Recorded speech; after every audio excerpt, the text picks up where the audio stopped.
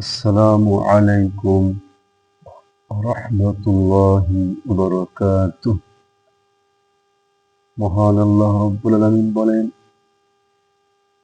ইয়া আইয়ুহাল্লাযীনা আমানু কুতিবা আলাইকুমুস সিয়ামু কামা কুতিবা আলাল্লাযীনা মিন ক্বাবলিকুম লাআল্লাকুম তাত্তাকুন।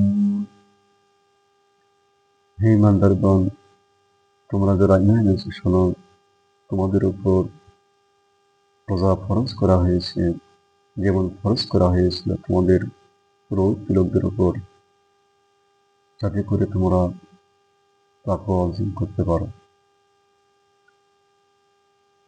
প্রিয় মুসলিম বিশ্বের মুসলিম ভাইয়েরা, অত্র আয়াতে আল্লাহ রাব্বুল আলামিন সমস্ত ঈমানদারগণকে লক্ষ্য করে বললেন, তোমাদের উপর রমজানের রোজা ফরজ করা হয়েছে, যেমন ফরজ করা হয়েছিল তোমাদের পূর্ববর্তী লোকদের উপর। রমজানের রোজা ফরজ করার উদ্দেশ্য হচ্ছে ঈমানদার জাতি, মুমিন জাতি জীবনের প্রতিটি ক্ষেত্রে তাকওয়া অর্জন করতে পারে, আল্লাহর নীতি অবলম্বন করতে পারে। এটাই রমজানের রোজার প্রকৃত উদ্দেশ্য। অন্যান্য ইবাদতে যত তাকওয়া অর্জন হয়, তার চাইতে রমজান মাসে রোজা রাখার মধ্য দিয়ে ঈমানদারদের মনে তাকওয়া, আল্লাহর ভীতি বেশি উদিত হয়। আল্লাহ রাব্বুল আলামিন এজন্যই বলেছেন, মান শাহিদা মিনকুমুশ শাহরা ফালিয়াসুম। অতএব হে ঈমানদারগণ, তোমাদের মধ্যে যে ব্যক্তি এই রমজান মাস পায়, সে যেন এই মাসে রোজা রাখে। তাই রমজান মাস এটি হলো বরকতের মাস, সহনশীলতার মাস।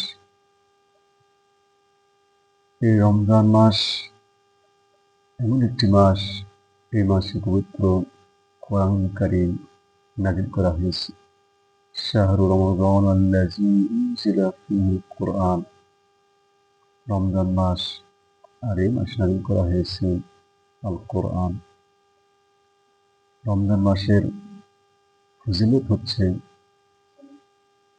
এই কারণে মর্যাদাপূর্ণ যে এই মাসে কোরআন অবতীর্ণ করেছেন, যার কারণে এই মাসে ফজিলত বেশি।